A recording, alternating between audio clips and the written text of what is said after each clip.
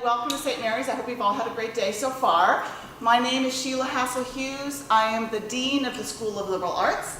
I've been at St. Mary's a little less than 3 years, but it has very much become my intellectual and professional home, and I'm delighted to be here and to talk to you about the liberal arts.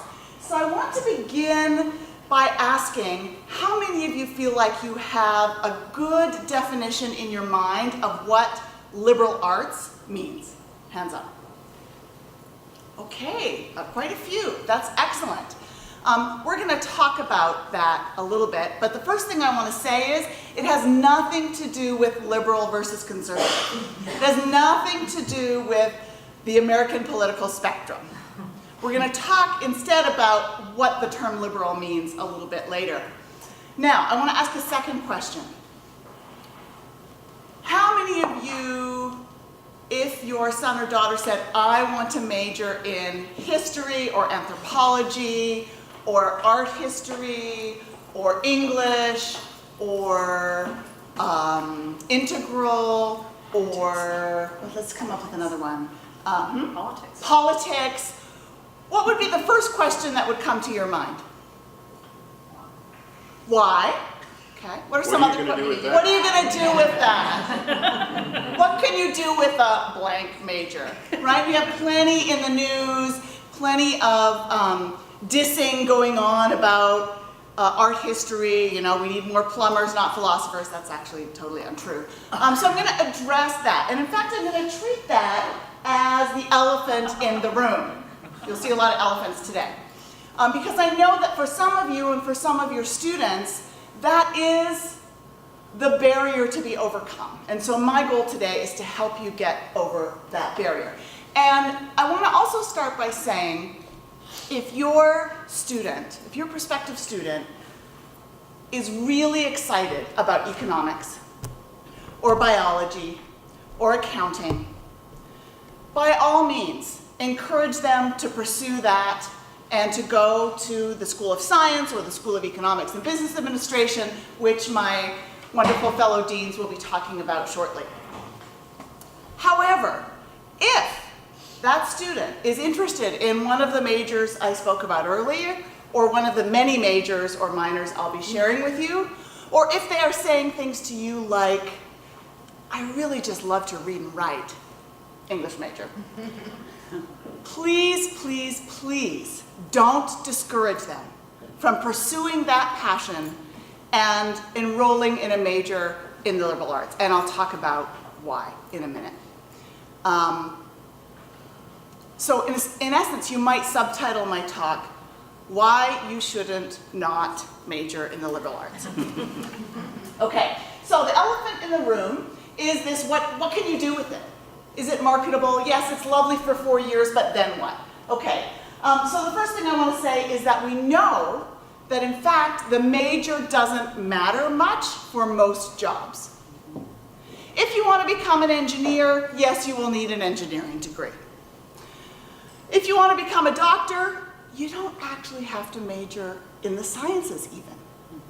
You can pick up the courses you need, sometimes in an additional year. Sometimes as part of a double major. But the vast majority of jobs, it doesn't matter what you major in.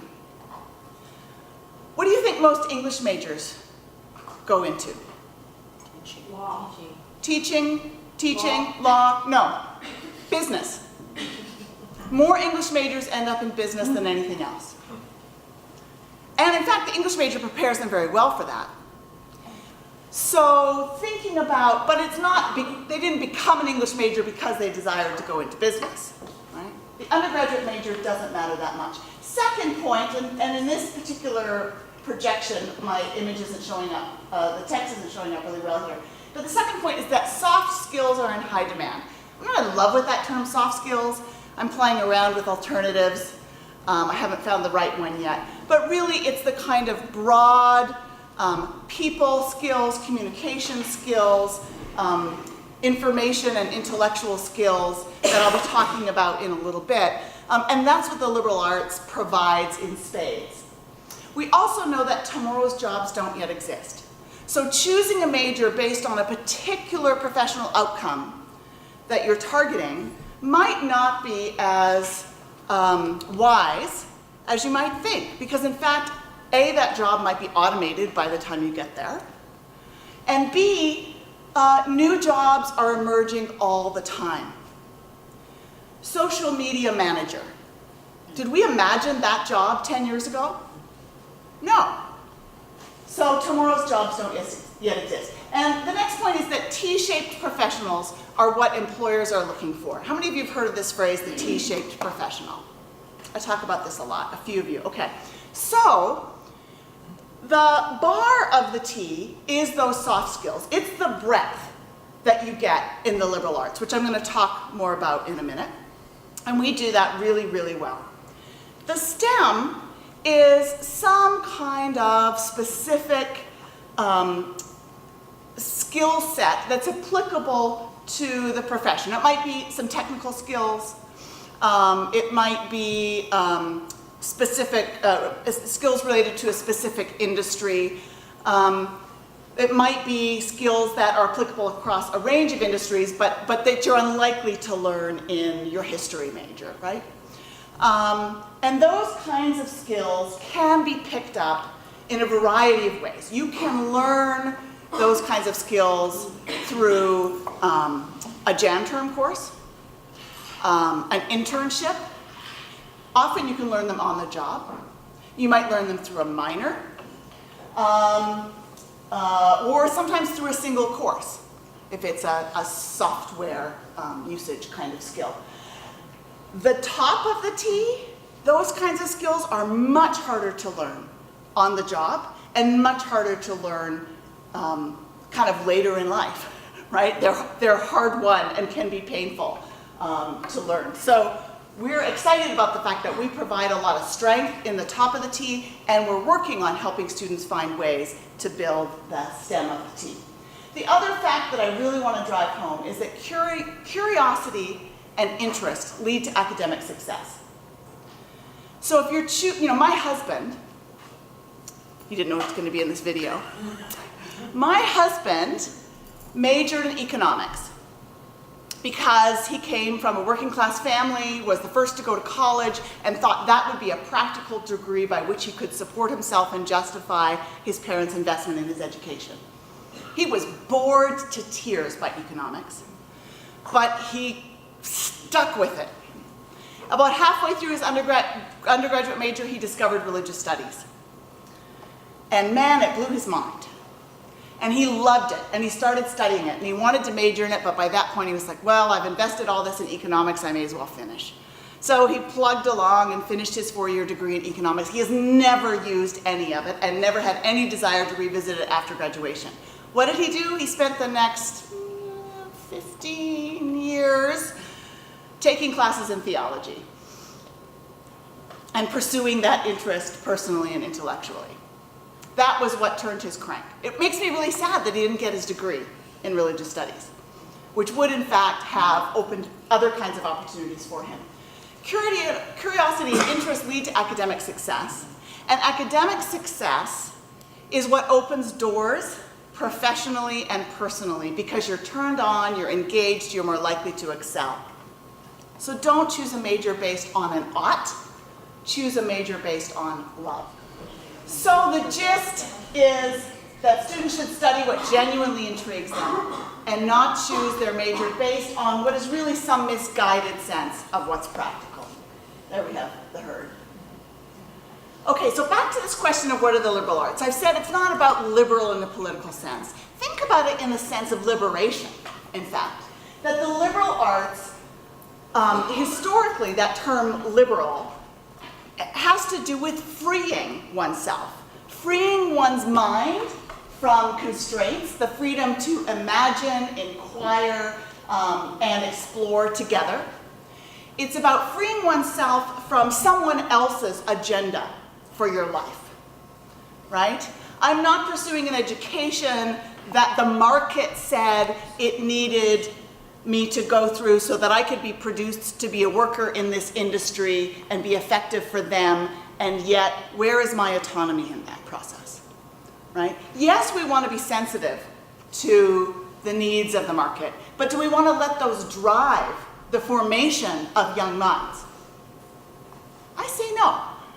I say we want to teach people how to learn for themselves, how to think for themselves, so that they can adapt and change, so that when that market dies and a new one emerges, they're able to adapt. So it's about freedom to make connections. The liberal arts are really strong in helping students to make connections across disciplines, across cultures, and across historical periods. We learn to think historically, to understand change over time, the forces that contribute to that, and the way that humans respond and react to that. The liberal arts invite us to ask bigger questions. Yes, we ask how to, but we also ask why, what for, what's the meaning, what's the significant, what's the human and social impact of whatever it is we're learning. The liberal arts are about skill development, but they're about intellectual skill development, right? Not teaching us simply a process or a method, but teaching us how to think critically, honing our minds.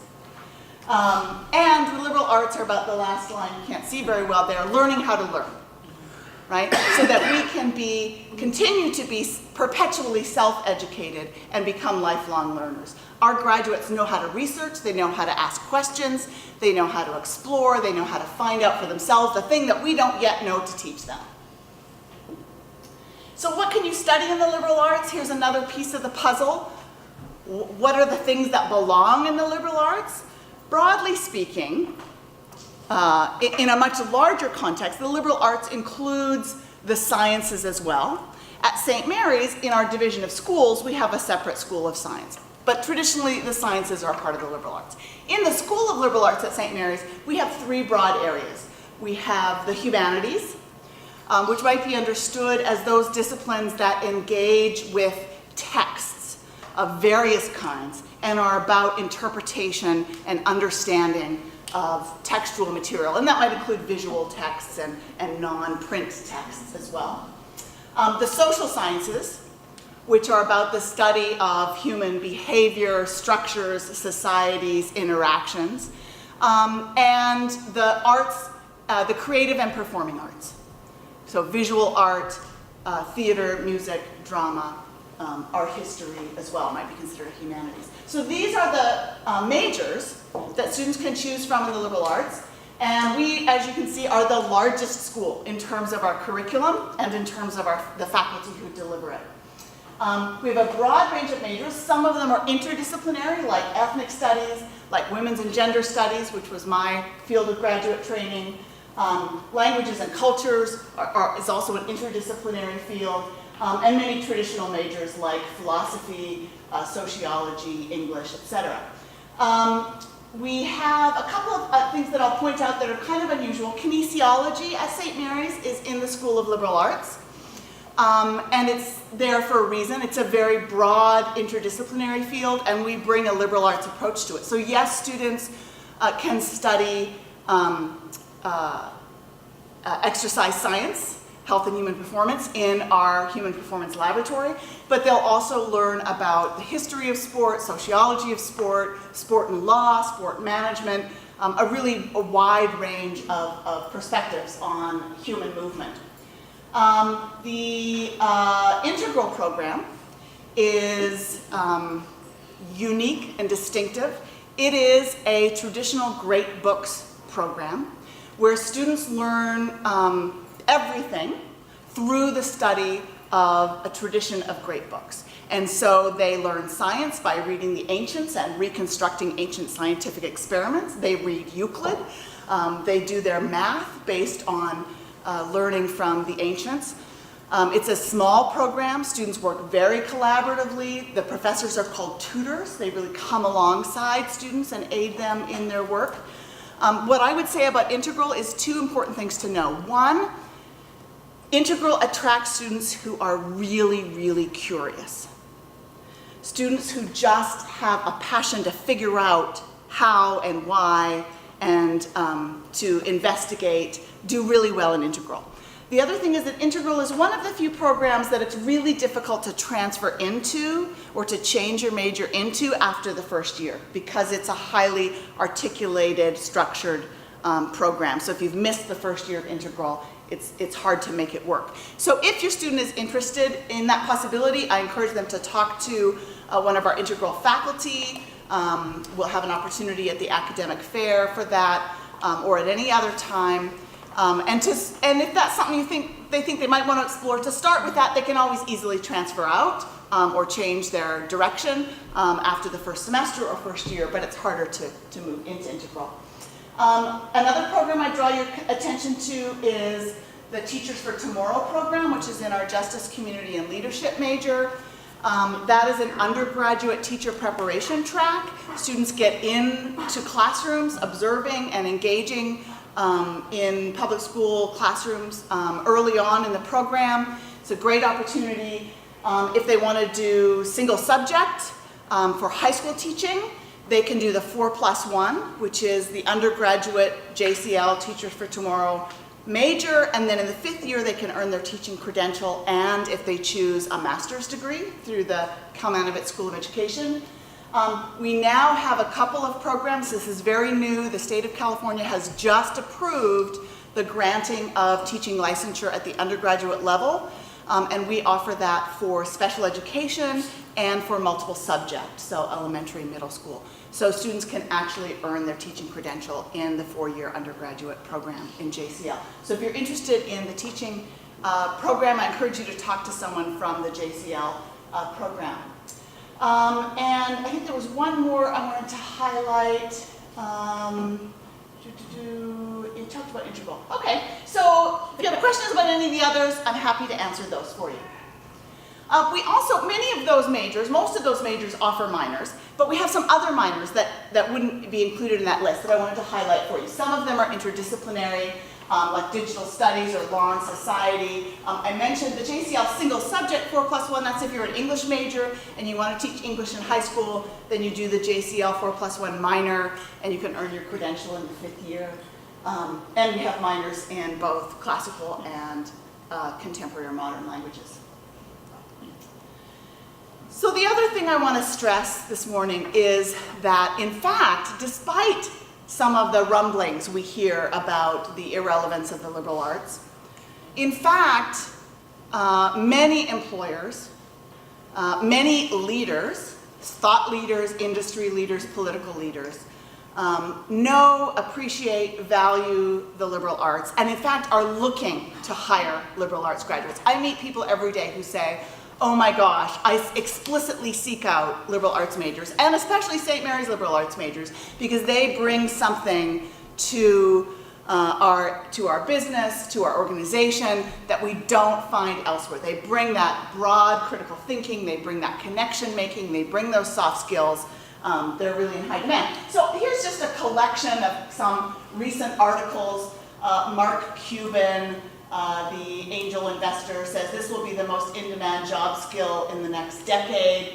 And he says, I personally think there's going to be a greater demand in 10 years for liberal arts majors than there were for programming majors and maybe even engineers. Lots of articles about the value of the liberal arts and their marketability. And I'll come back to that in a minute. I mentioned before the soft skills. So I want to flesh that out a little bit. These are the things that typically folks mean when they talk about the kinds of soft skills one acquires in the liberal arts. Written and oral communication. We have that down in spades. Nobody graduates with a BA from St. Mary's who isn't articulate in both person and in writing. Critical thinking and analytical reasoning, right? That's what you need to be a perpetual learner and a critical thinker. Summarizing and synthesizing varied and complex information. The ability to take masses of information, figure out what's important, put it together in a way that makes sense to others, and then communicate that for them. Complex problem solving and ethical decision making. Intercultural competence and teamwork skills. At St. Mary's, and especially in the School of Liberal Arts, students are going to be working in small groups, in small classes, with a really diverse group of other students, and they're going to have to communicate with those groups, work with those groups, solve problems with those groups, and that's training for the rest of their lives. And creativity and innovation. We inspire and require students to not only think critically, but to think imaginatively and to think outside of the box in terms of their own experience. So empathy is a part of that, as well as creativity. So what do our students become? Well, they become engineers, sometimes if they go on and do an engineering degree. They become business leaders, they become politicians, they become lawyers and judges and DAs and teachers and social media entrepreneurs and financial technology innovators and all kinds of things. But I want to talk a little bit about what they become as people, right? Not simply as professionals.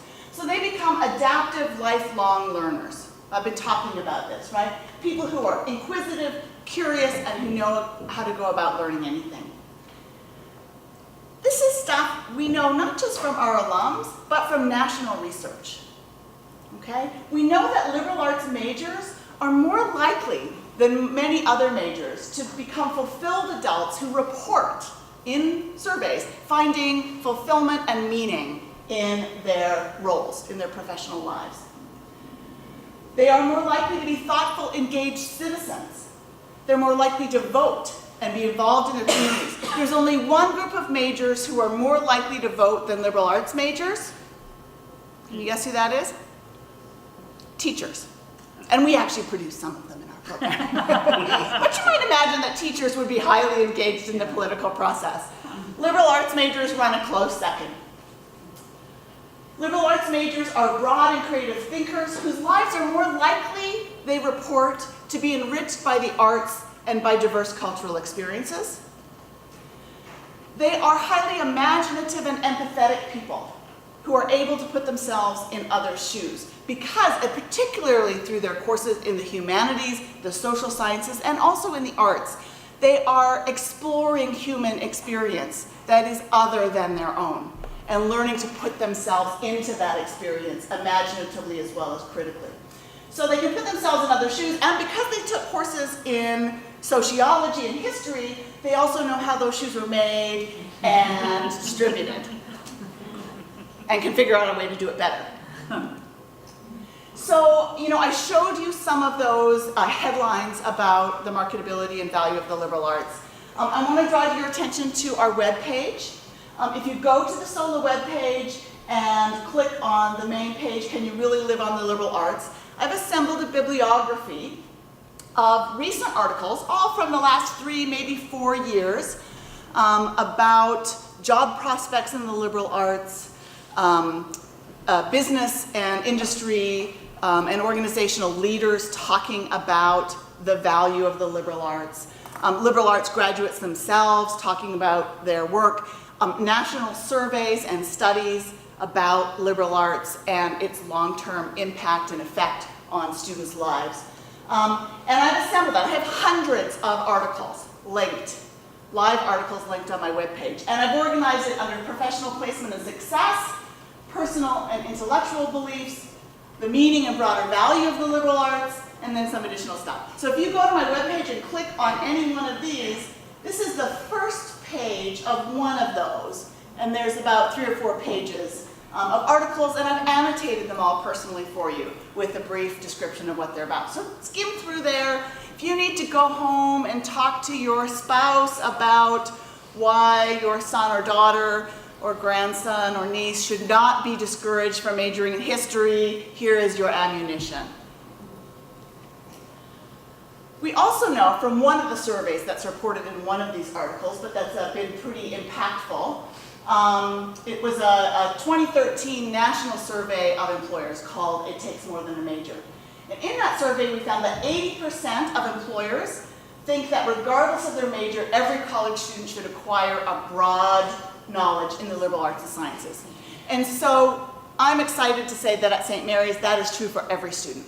Zahn will talk about how that's true for CEBA students, and Roy will talk about that extensively for science students, how valuable it is for them to study the sciences or business or economics in a liberal arts context where they get that broader picture. 93% of employers agree that a demonstrated capacity to think critically communicate clearly, and solve complex problems is more important than the undergraduate major. And about 95% say it's important that those they hire demonstrate ethical judgment and integrity, intercultural skills, and the capacity for continued new learning. These are the soft skills that the liberal arts deliver. So, we also know that sometimes liberal arts graduates, because they have so many options before them, right? You can do anything, almost, with an English or a history or a philosophy major, and people do. But when you can do anything, how do you choose what's the thing? That's the challenge we face. So we are working to provide an even more robust program of professional exploration and development for liberal arts majors. Our Career and Professional Services, Professional Development Services office does a fantastic job. They provide all kinds of workshops and panels and one-on-one support. And we're collaborating with them to develop a 4-year program that's specifically targeted to liberal arts majors, bringing in alumni and friends who work in professions that our students might be interested in, both business and nonprofit and public sector, mentoring, workshops, internships. We are starting a fund to raise money so that we can provide paid internships that would otherwise be unpaid. Because often an unpaid internship is a really unique and transformative experience for a student, but many of our students at St. Mary's cannot afford the luxury of an unpaid internship. We want to make that possible for them. So these are some of the things that we are building into LOLA, which stands for Living on the Liberal Arts. Yes, you can live well on the liberal arts. A 4-year program, and we'll be launching that for freshmen beginning next year.